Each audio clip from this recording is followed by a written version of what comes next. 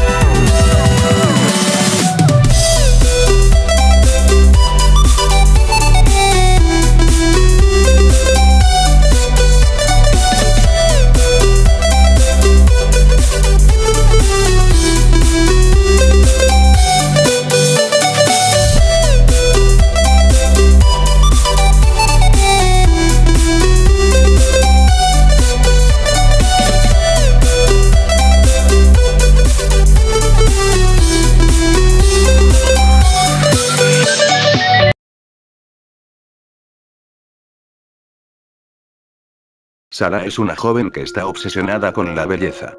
Todo el tiempo trata de cambiar su apariencia, comiendo poco o cosas que ella considera que tengan pocas calorías y siempre soñando con comprar indumentaria costosa o incluso hacerle cirugías a, según ella, su horrible cuerpo. Su meta es ser parte de las Hermosas, un grupo de chicas de su escuela que destacan por su belleza y popularidad.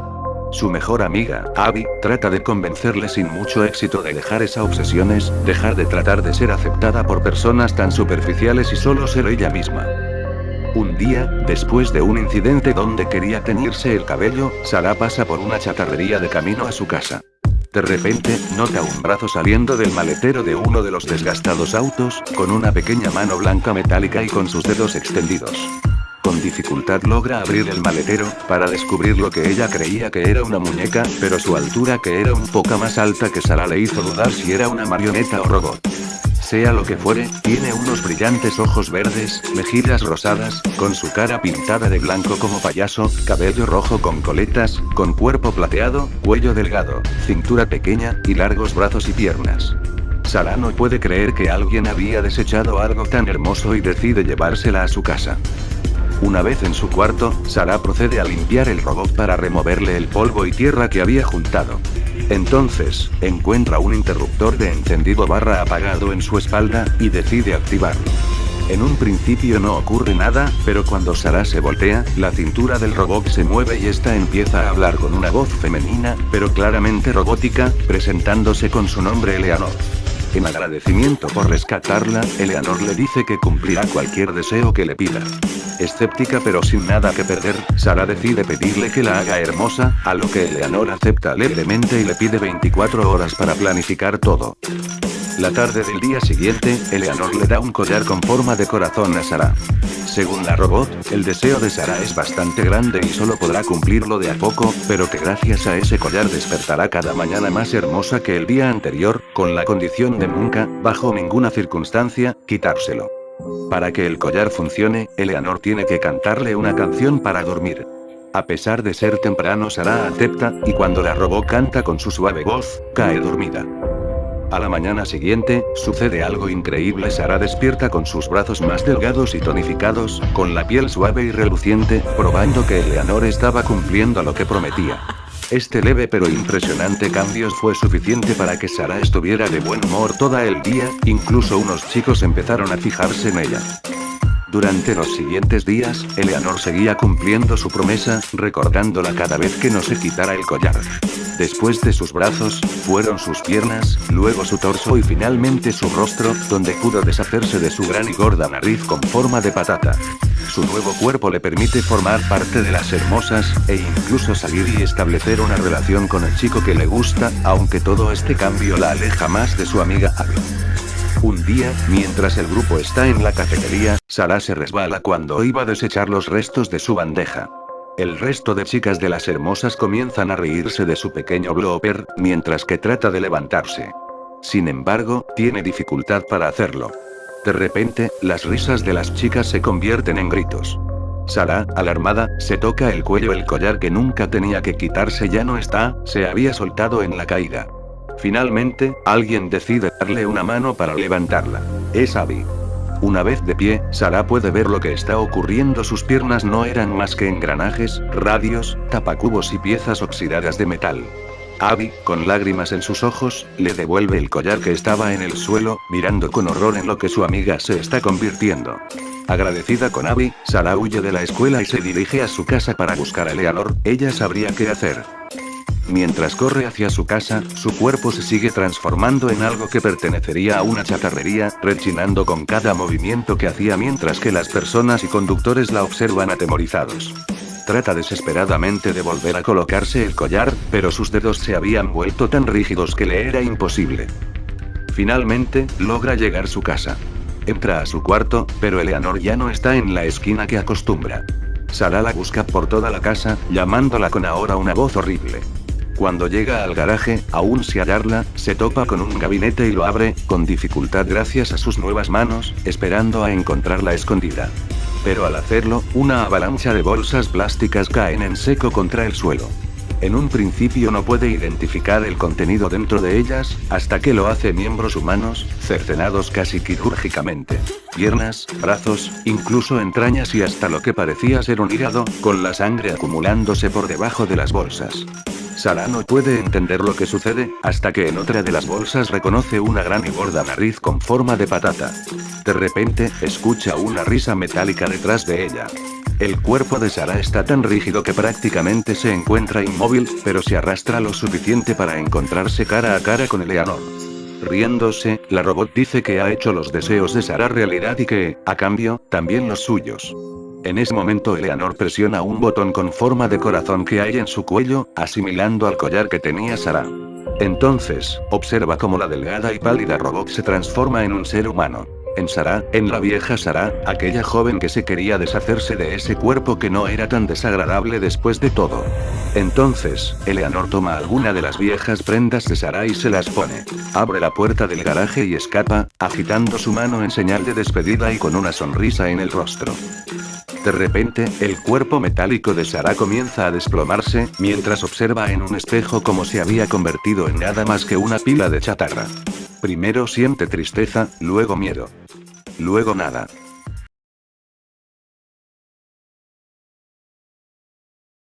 En la primera calle de Morelos arranca en sentido diagonal y en dirección a la última de Matamoros, un tortuoso y angosto callejón, solitario y tétrico, que hace tiempo fue teatro de un misterioso asesinato y a la vez de un espeluznante suceso registrado momentos después de cometido aquel crimen, lo que motivó que se le hubiese conocido, desde entonces, con el nombre de El Callejón del Muerto. Fue en aquel tiempo en que la ciudad se alumbraba con faroles de aceite, pendientes de mensuras de hierro empotradas en las esquinas, cuya luz mortecina y difusa apenas se alcanzaba a iluminar un escaso radio y los cuales se encargaban de encender los llamados serenos que, envueltos en amplias capas y provistos de una escalera y una alcuza, comenzaban su tarea por las calles de la ciudad un poco antes de cerrar la noche. Uno de estos serenos fue quien resultó víctima de aquel crimen. Aquella noche flotaba en el ambiente una atmósfera pesada y densa, la quietud nocturna de la ciudad era interrumpida de vez en cuando por los pasos acompasados de los serenos que hacían la ronda, arrancando secas resonancias al embaldosado de las banquetas.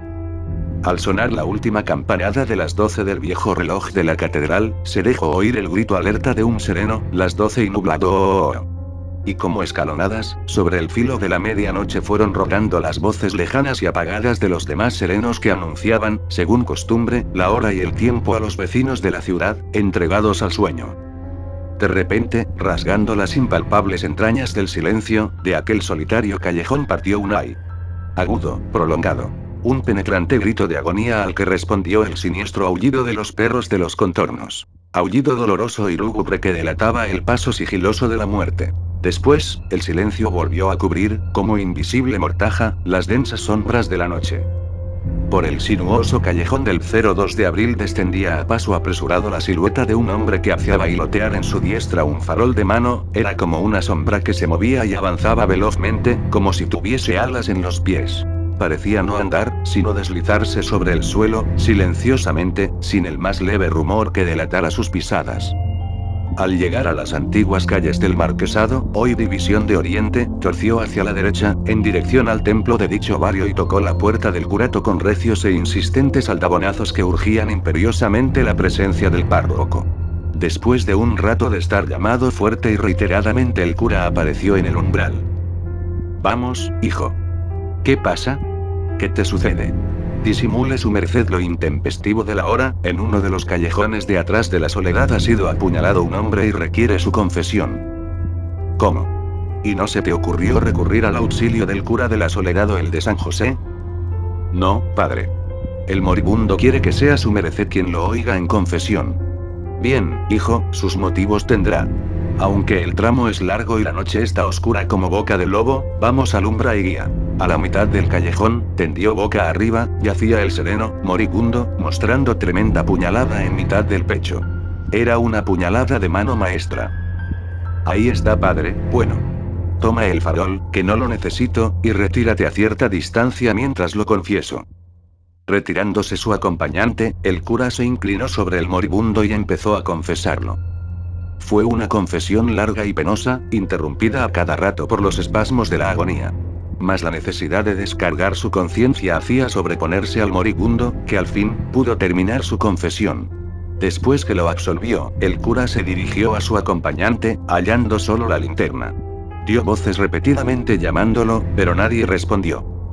Intrigado por esta circunstancia y picado por la curiosidad de conocer quién era aquel al que había confesado en tan extrañas condiciones, tomó el farol y volvió sobre sus pasos para examinar al difunto. Fue entonces al levantar el extremo de la capa con que le había cubierto el rostro que descubrió que aquel desconocido que ahora yacía cadáver, a la mitad del solitario callejón, era el mismo que había ido a llamar a la puerta del curato.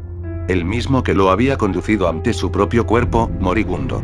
El padre había confesado a un muerto y el propio muerto lo había guiado a su confesión. Sobrecogido de terror, con los cabellos erizados, a tientas y como pudo porque no quiso volver a tocar la linterna que había ocupado el muerto, regresó al curato. Muchos días después, presa de una violenta fiebre, aquel buen cura a quien no se sabe qué oculto y misterioso designio había escogido para participar en tan terrible lance, se debatió entre la vida y la muerte. No murió, pero funesta consecuencia de aquella espeluznante aventura, conservó por el resto de sus días una completa sordera en el oído con el que escuchó la confesión del muerto.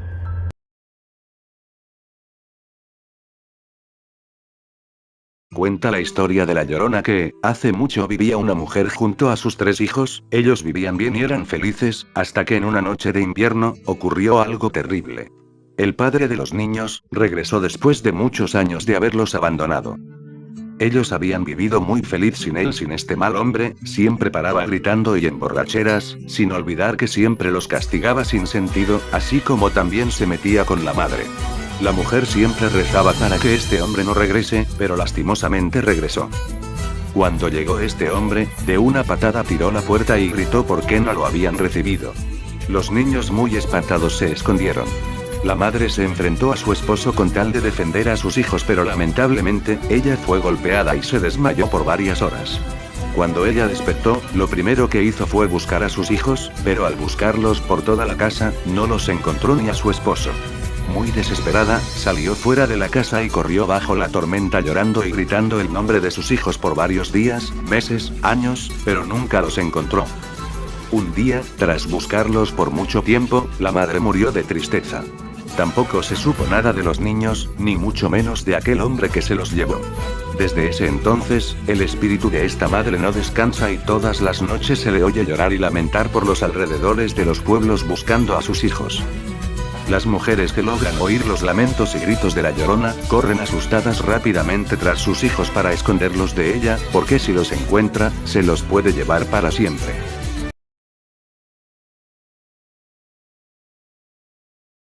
En una noche muy oscura, silenciosa y quieta, un grupo de cazadores merodeaba por los bosques del actual municipio de Chiautempan en busca de alguna presa. Los árboles parecían inertes, apenas se oía algún ruido, salvo el temible movimiento de algo que se esconde entre los arbustos. Cansados de no encontrar ningún animal, los cazadores avanzaban lentamente. De repente, algo despertó sus sentidos. Allá, a lo lejos avistaron la figura sombría de un enorme perro negro que los miraba fijamente. El perro no hacía nada. permaneciendo estático, como una estatua. Uno de los hombres pensó que podría serles útil. Así que decidieron acercarse y capturarlo. Pero en cuanto estuvieron a menos de 2 metros el perro comenzó a ladrar y a mostrar los dientes, y en sus ojos había una violencia inusitada. Los cazadores asustados le dispararon en una pata, hecho que hizo al perro huir apresuradamente. Los hombres lo siguieron hasta llegar a una extraña cabaña en medio del bosque, iluminada tenuemente. Llamaron a la puerta para alertar a la gente del interior de la existencia de un perro salvaje en las cercanías, y al abrirse vieron únicamente a un campesino que los invitó a entrar a la cabaña. Allí, los cazadores se sorprendieron al ver una enorme cantidad de oro, joyas y otras riquezas. Mientras los hombres le preguntaban al campesino si había visto al perro, el aldeano se curaba una herida en la pierna. Poco después abandonaron la cabaña y salieron del bosque. Al llegar a la aldea más cercana decidieron descansar en una taberna contándole al tabernero lo que les había pasado aquella noche. El tabernero les explicó que en realidad ese perro no era otra cosa que el campesino, que había vendido su alma al diablo. El demonio le había concedido el poder de transformarse en animales para robar numerosas riquezas. El tabernero también los alertó de que su ambición podría resultar muy peligrosa, por lo que les aconsejó ir provistos de crucifijos y un cinturón de piel de víbora, prenda usada para que el nahual se transformase de nuevo en hombre.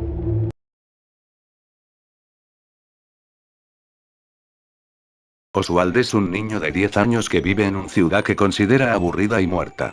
Anteriormente un pueblo próspero, todo cambió cuando su fuente de ingresos principal, una fábrica, cerró. Entonces, los comercios y lugares de entretenimiento comenzaron a desaparecer, y la falta de trabajo en especial por el cierre de dicha fábrica obligó a que muchos de los habitantes decidieran mudarse para conseguir una mejor vida, excepto Oswald y sus padres. Su madre tenía un trabajo estable en el hospital, y no querían alejarse de su abuela. Su padre, quien perdió su trabajo al cerrar la fábrica, tuvo que conformarse con un nuevo empleo que pagaba menos, por lo que el dinero era limitado. Es el último día de escuela y están a punto de comenzar las vacaciones de verano. Debido a que su padre trabajaba hasta las 3 y su madre hasta altas horas de la noche, no querían dejar a Oswald solo en la casa toda la mañana. Para ello, deciden dejarlo en la biblioteca, luego que almuerce con el poco dinero que le dan en una pizzería local, para que finalmente sea recogido por su padre. En el primer día de esta rutina, su padre deja a Oswald en la biblioteca, donde lee un libro de ciencia ficción y un manga, incluso navega por internet en las computadoras de allí. Luego, se dirige a Jeff's Pizza para almorzar. Jeff's Pizza era un lugar extraño, incluido su dueño y único empleado, Jeff, quien tenía una apariencia descuidada y cansada. El lugar parecía ser lo que quedó de algo más grande. Un gran espacio vacío en el centro, paredes descoloridas con manchas que sugerirían que había un mural con figuras de personas y animales, un escenario que no parecía tener uso, y lo más inquietante un enorme pozo de pelotas polvoriento y desgastado, enredado con cuerdas y con un cartel que decía no usar. En cualquier caso, Oswald pide una pizza de queso y una bebida de naranja con el poco efectivo que tiene, hasta que su padre lo recoge. Un par de semanas después, a la noche, Oswald recibe un mensaje de Ben, quien había sido su mejor amigo hasta que él y sus padres decidieron moverse tras el cierre de la fábrica. Hablaron por un rato, compartiendo cómo eran sus vacaciones. Las de Ben están llenas de viajes a la playa, juegos de arcade y mini-golf, contrastando a la aburrida rutina de Oswald. En la mañana, la conversación con Ben provoca que Oswald se despierte de mal humor, lo que lo lleva a una fuerte discusión con su padre de camino a la biblioteca, reprochándole su decisión de quedarse en la ciudad y no mudarse como las demás familias. Esto ofende mucho a su padre, dejando un gran rencor entre ambos. Una vez que terminó de almorzar en Jeff's Pizza, aún enojado con su padre, Oswald decide jugarle una broma para darle una lección. Se introduciría en el pozo de pelotas en el momento en el que su padre fuera a recogerlo, para que éste se viera obligado a bajar de su auto e ir a buscarlo, obligándolo a hacer algo por su cuenta. A pesar de las pelotas pegajosas y polvorientas, Oswald se sumerge al fondo del pozo. Eventualmente, la falta de aire y el polvo obliga a Oswald a salir a tomar una bocanada de aire. Sin embargo, cuando comienza a emerger su cabeza, es abrumado por el ruido electrónico y la risa de niños. Se encuentra en la misma pizzería, pero totalmente cambiada. Habían máquinas arcade alineadas en la pared, niños corrían y reían por todo el lugar, e incluso el pozo de pelotas está como nuevo.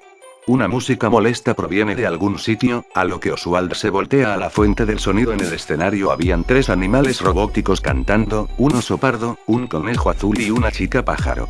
En la pared había un enorme mural con los mismos personajes, y debajo de ellos se lee la frase Freddy Fazbear's Pizza.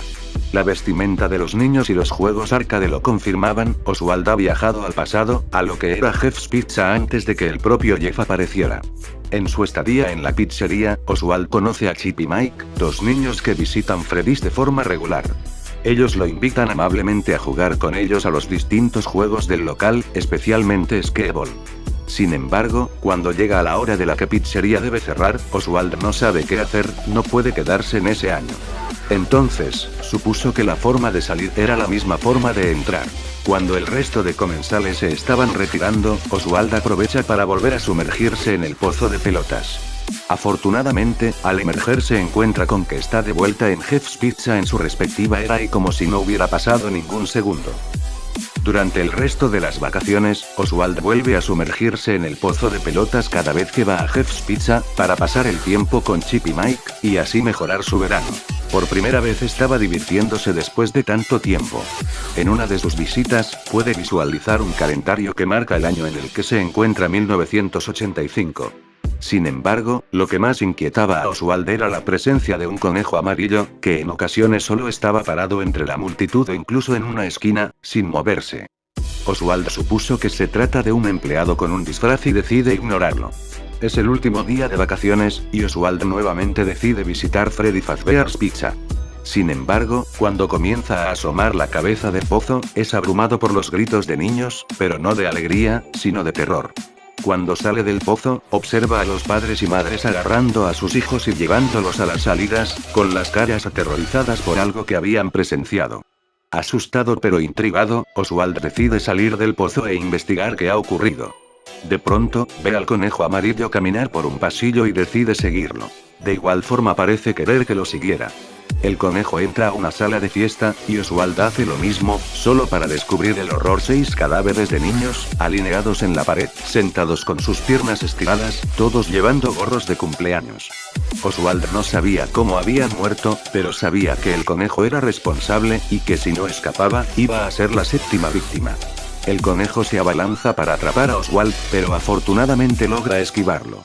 Huye desesperado hacia el pozo de pelotas y se sumerge en él, queriendo estar a salvo.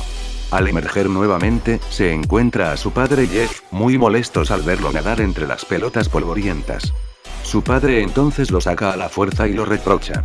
De repente, 2 brazos amarillos salen del pozo y arrastran a su padre al fondo del pozo, con todas las pelotas moviéndose violentamente. Después de un rato, el conejo amarillo emerge del pozo y se voltea hacia Oswald.